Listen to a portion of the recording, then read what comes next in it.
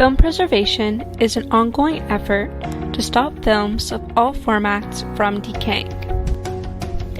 Film archivists make sure that films are cleaned and stored safely and, if possible, digitized.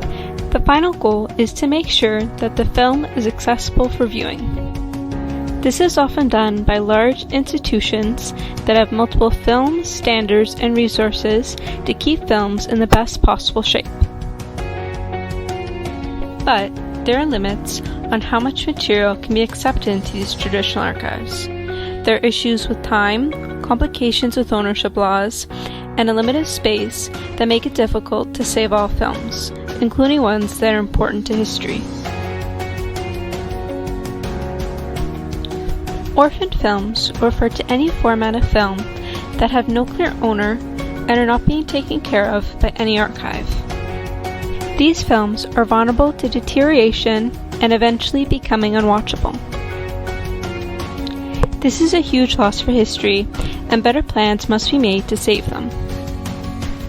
The growth of at-home technology has allowed for do-it-yourself forms of archiving media. This do-it-yourself form of archiving that uses online sharing as a platform can save content from VHS tapes, as well as the rarer and older 60mm films.